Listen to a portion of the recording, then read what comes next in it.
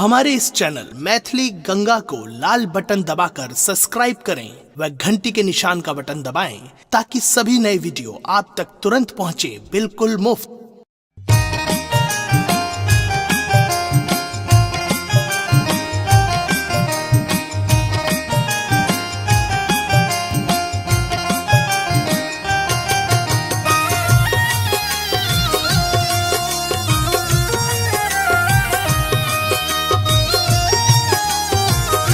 सुन रहे हैं गंगा कैसेट की प्रस्तुति। कार्तिके में एलौ सामा, कार्तिके में जाय छी हे दिल मोहनी सामा। कार्तिके में एलौ सामा, कार्तिके में जाय छी हे दिल मोहनी सामा। दिन जइयो भैया के आशीष हे दिल मोहनी सामा। दिन जइयो भैया के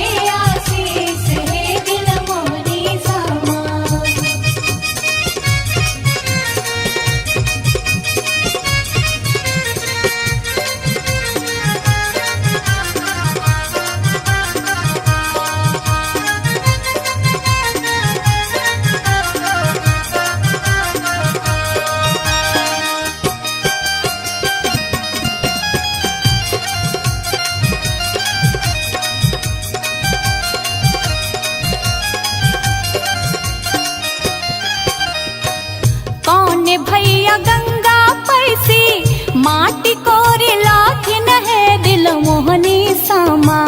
कौन भैया गंगा पैसी माटी कोरी लाखिन है मन मोहनी सामा। कौन भौजी देथिन सामा बनाए हे दिल मोहनी सामा। कौन भौजी देथिन सामा बनाए हे दिल मोहनी सामा।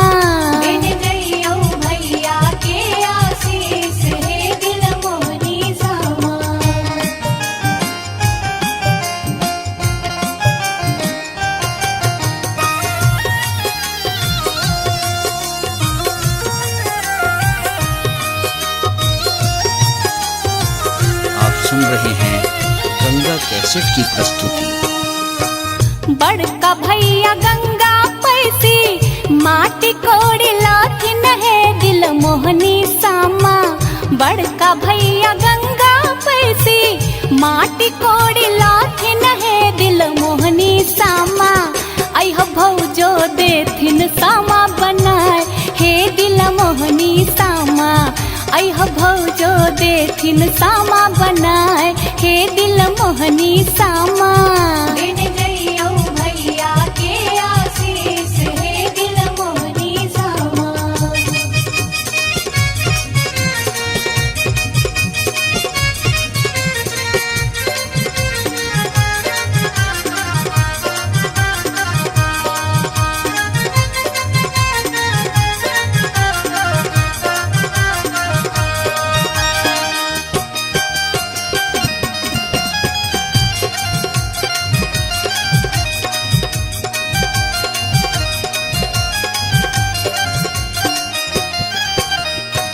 श्याम भैया तोड़ी लोथिन आमो न जामुन है दिल मोहनी सामा। श्याम भैया तोड़ी लोथिन आमो न जामुन है मन मोहनी सामा।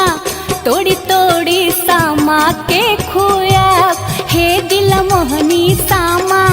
तोड़ी तोड़ी सामा के खुआ हे मन मोहनी सामा।